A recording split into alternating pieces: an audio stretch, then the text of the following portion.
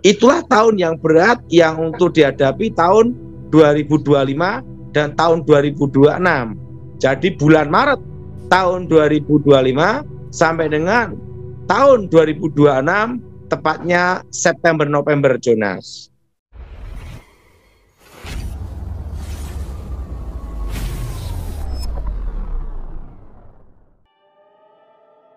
Shalom sahabat khotbah populer yang diberkati Tuhan. Mari merapat. Ada pesan penting yang akan disampaikan oleh hambanya Evangelis Daud Tony terkait dengan ekonomi Indonesia. Kiranya memberkati. Untuk mengendalikan inflasi, nanti akan ada dua hal, Jonas, untuk negara kita, Jonas. Khusus untuk Indonesia. Jadi untuk mengendalikan inflasi, untuk mengendalikan konsumsi juga, maka akan ada dua hal yang akan dilakukan, dan itu salah satu, Jonas. Nomor satu adalah menaikkan suku bunga. Kalau menaikkan suku bunga, Jonas, nanti bisa terjadi perlambatan ekonomi, Jonas. Ya.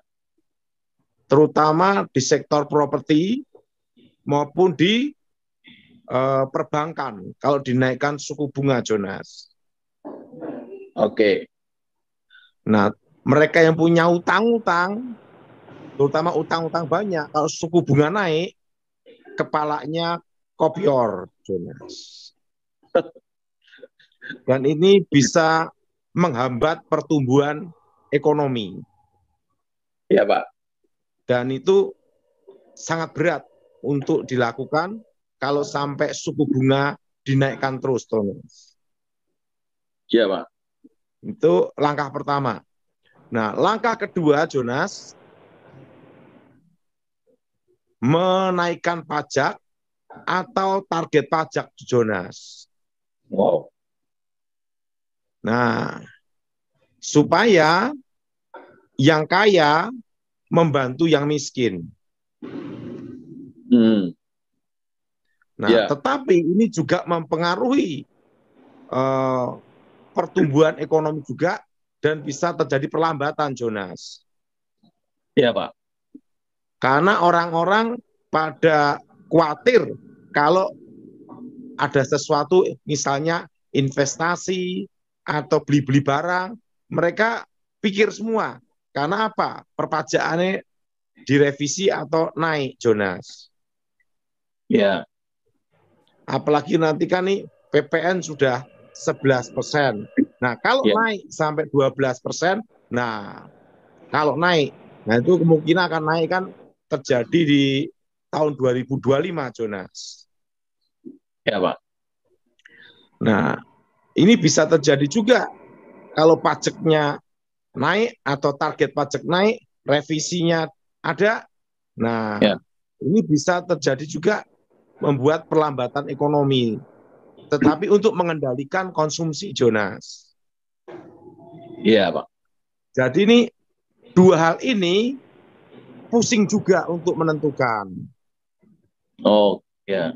Nah, tapi kalau menurut saya lebih baik alternatif yang kedua. Menaikkan pajak. Pajak dan merevisi, Jonas. Revisi. Karena menaikkan suku bunga repot. Bisa terkena di sektor perbankan maupun di properti maupun di segala lini yang berhubungan dengan hutang piutang, Jonas. Suku bunga naik pada kopior, Jonas. Nah, tapi langkah yang kedua itu adalah menaikkan target pajak, merevisi pajak, supaya apa? Yang kaya membantu yang miskin, gitu, Jonas. Nah, tetapi ini juga mempengaruhi ekonomi, Jonas. Iya, Pak. Nah, jadi gini, Jonas. Tahun ini ya, Jonas ya. Ya, Pak. Tahun ini berat, Jonas. Tetapi ditolong adanya Pilpres. Pilpres. Sehingga ekonomi bergerak. Ya. Nah, tetapi akan terjadi namanya masa transisi presiden, Jonas. Ya. Ini nanti akan berat, nanti kira-kira tahun 2025, tepatnya bulan Maret, Jonas. Maret ya, Pak. Bulan Maret tahun 2025. Mungkin apa itu, Pak? Kenapa di bulan Maret, Pak? Karena setelah program 100 hari presiden. Ya, iya. Nah, setelah itu akan terjadi dari tahun 2025 sampai 2026, kira-kira bulan September November, Jonas. September November 2026. Itu akan terjadi namanya itu perlambatan. Misal ada pertumbuhan pun itu tidak signifikan, Jonas. Ya, Pak. Nah, itulah tahun yang berat yang untuk dihadapi tahun 2025 dan tahun 2026. Jadi bulan Maret tahun 2025 sampai dengan tahun 2026, tepatnya September November, Jonas. Ya. Nah, setelah itu tahun 2027 baru ada namanya kestabilan ekonomi, Jonas. Oke. Nah, ya, Pak. Bagaimana cara untuk menghadapi itu?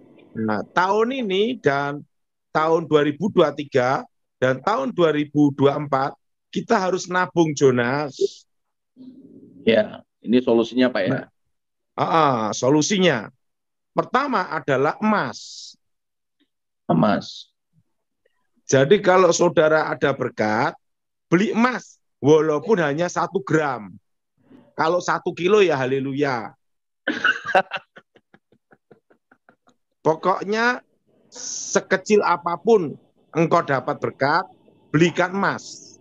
Karena itu sangat perlu nanti di tahun 2025. Oke. Tepatnya nanti bulan Maret dan April. 2025, ya Pak. Nah, kalau bisa supaya aman, emasnya itu emas antam, Jonas. Emas antam. Nah, kalau yang kiloan, ya London. Yang ada sertifikatnya semua. Ya. Nah, emas ini akan berfungsi untuk investasi ke depan untuk tahun 2027-2028, Jonas. Iya, Pak. Nah, berarti harga emas nanti ya yang tahu hanya Tuhan, Thomas. Iya, Pak. Tetapi untuk investasi jangka panjang aja, Jonas, untuk jaga-jaga, Jonas. Siap. Dan yang kedua adalah US dollar, Jonas. US. Ya. US dollar.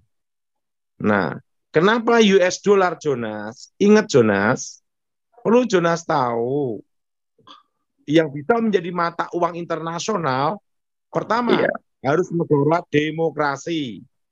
Ya. Terbuka. Ada kepastian hukum. Ya. Dan angkatan bersenjata yang kuat.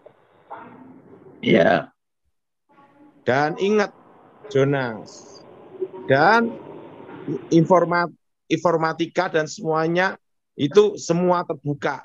Ada hubungan kerjasama dengan dalam dan luar negeri, Jonas. Iya, Pak.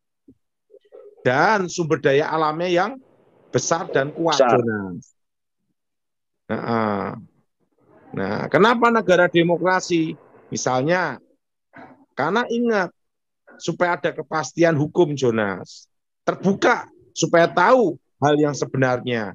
Kalau kayak Korea Utara, jadi mata uang dunia tidak bisa, Jonas. Karena negara tertutup, tidak demokrasi.